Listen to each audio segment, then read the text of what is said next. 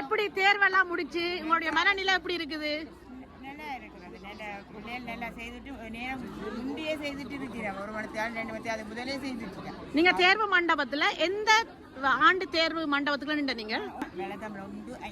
அப்ப காலையில இருந்து நீங்க நிக்கிறீங்க தேர்வு மண்டபத்துல? கடவுளே, கிட்டத்தட்ட எத்தனை மணிக்கு ஆரம்பிச்சு நீங்க நீங்க இந்த மண்டபம்?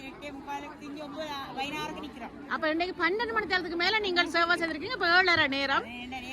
வாகன போக்குவரத்துகள் பிரச்சனை, அதுக்காண்டி நேரத்துக்கு வந்து நின்றா சரி. அந்த டைம்ல ஓடி எங்களுக்கு டென்ஷனை தவிர்க்கணும், எல்லாம் நேரத்துக்கு நிற்கணும். அந்த ஒரு நாள் தானே நடக்கிறது. அது சரி. அதுக்கு முதலே வரவணும் வந்து ஒரு ஆர்வத்தில் அந்த ஊர்ல திருவிழாக்கெல்லாம் முதல் நாளே போற மாதிரி இப்ப எங்களுக்கு இது ஒரு அழகான தமிழ் திருவிழா இல்லையா? உங்களை மாதிரியான ஒரு அருமையான ஆசிரியர்கள் எல்லாம் தமிழ் மொழியை குழந்தைகளுக்கு கற்றுக் கொடுத்து சிறப்பா அதை செய்து கொண்டிருக்கீங்க. மாணவர்களுடைய மனநிலை எப்படி இருந்தது? மாணவர்களும் சில பேர் எழுதக்கூடிய பிள்ளைகள் எல்லாம் கட்டுரைகள் எல்லாம் எழுதுகிறோம். எழுத கொஞ்சம் கஷ்டப்படுறவதான் பிரச்சனை. அப்படி இருந்து நாங்கள் ஊக்குவிச்சது, நீங்கள் எழுதுங்க பிரெஞ்சில் நிலைங்க அதை பற்றி நீங்கள் நம்மளுக்கு மாற்றி எழுதுங்க. 2 தான் ஊக்குவிச்சு எழுத பண்ணினது. ஒரு 4 வரி என்னாலும் எழுதினது அப்படி சொல்லிச்சு.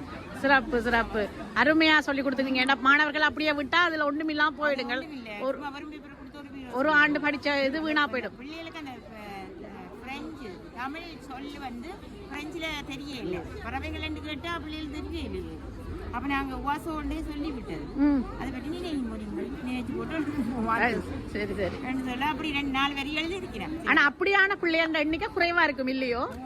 ஆனா அந்த கட்டுரை எழுதக்கூடிய மாணவர்கள் வந்து அதிகமா இருக்கும். இந்த 1-2 குழந்தைகளுக்கு தான் இந்த மொழி கொஞ்சம் தடையா இருக்கும். என்ன படிச்சிருக்கேன். எல்லாரும் நல்லா படிச்சு நல்ல எழுத்துகளும் நல்ல நல்ல வடிவா எழுதுகிறேன். சிறப்பு. பிள்ளைகள் நேரம் கூட்டி முதலே எழுதினதுதான் எங்களுக்கு ஆச்சரியம். கட்டுரையில் எழுதி முடிச்ச பிள்ளைகளும் இருந்திருக்கு. முதலே செய்துட்டு இருக்கிறேன். சில பிள்ளைகள் 3 மணி நேரம் பேப்பரா 2 மணி நேரம் சில பேர் செய்யாமல் இருந்து கொண்டிருக்கிறேன்.